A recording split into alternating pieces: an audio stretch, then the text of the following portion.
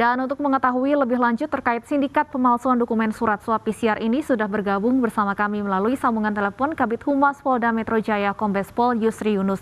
Selamat sore Pak Yusri.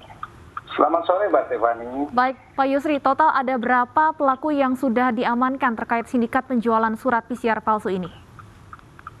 Ini yang keempat diungkap oleh teman-teman Resmo Polda Metro Jaya, Pak. Mungkin 2 SBG yang lalu kita pernah mengungkap juga sama ini modus ya. Ini lagi rame modus ini.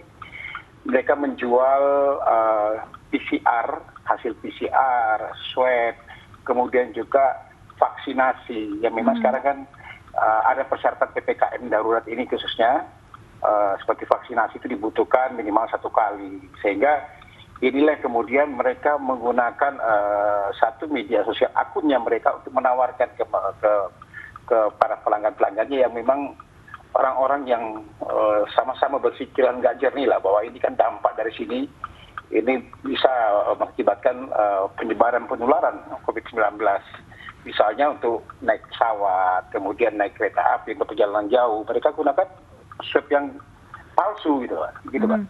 Baik, bagaimana awal mula polisi mengetahui atau membongkar kasus ini?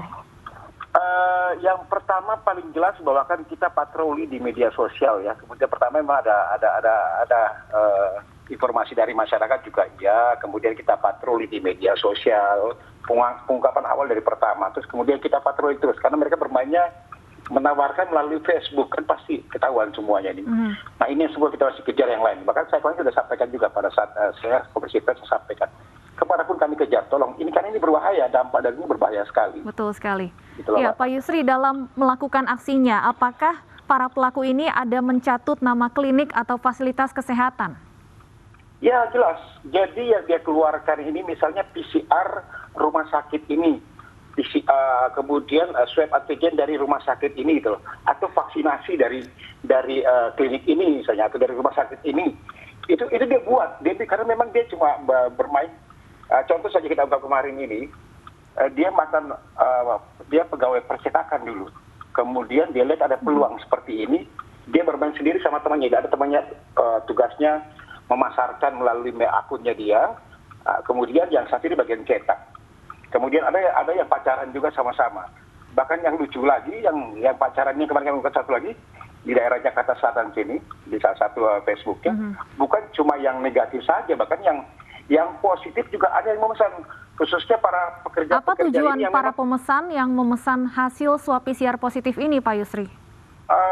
Yang memesan positif ini orang yang memang dia pegawai. Pegawai kemudian dia sudah mau masuk kerja, dia beralasan di kantornya bahwa saya kena positif, hasil PCR saya positif. Sehingga dia isolasi mandiri di rumah, Mbak. Ini udah memang. Makanya kami ungkap ini, Mbak. Ini sudah kita proses semuanya, kami masih mengejar terus apakah kemungkinan masih ada yang lain, karena terus terang ini bahayanya, yang nggak terpikir mereka bayar, kan harganya 160.000, ada yang 170 sampai bahkan 300.000. Apa yang membedakan variasi harga dari surat PCR yang ditawarkan ini? Contoh yang di Tangerang ini dia PCR-nya 300 dia kasih ini harga, karena dia juga bermain, karena mungkin lebih halus ya, mungkin dia bisa ini. Kemudian juga karena dia juga pemain yang di Tangerang ini, dia juga bermain udah lama. Ternyata setelah kita lakukan penggerebekan di tempat kediamannya, dia juga bermain KTP palsu dengan harga 80.000. Kemudian SIM aja dia bisa bikin 300.000, ijazah 1 juta, dan juga ada surat nikah pun dia bikin, dihargai di situ semuanya. Dari pengakuan pelaku sudah ada berapa surat PCR palsu yang mereka jual? Ini ya pengakuan nggak terlalu, tapi kami masih terus karena memang dia pengakuan terakhirnya mulai bermain di bulan Maret, Mbak. Jumlahnya masih kami datakan semuanya karena ini kan salah satu persyaratan orang mau kerja, mau berangkat naik kendaraan jarak jauh seperti pesawat apa segala, makanya ini kan membahayakan sekali.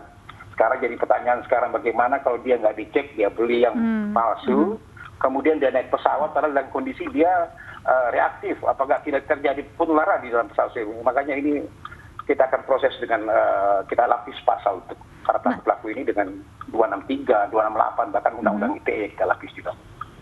Yang menjadi pertanyaan juga Pak Yusri, apakah para pemesan PCR palsu ini juga nantinya akan dikenai proses hukum? Ya itu makanya saya sampaikan kemarin bahwa kita akan datakan semuanya. Karena memang yang memesan ini tahu bahwa itu bukan yang asli. Gitu loh. Karena dia jelas pertama dia tidak ikut tes ya, kayak PCR tidak melakukan PCR. Yang penting dapat, kemudian juga swab juga sama.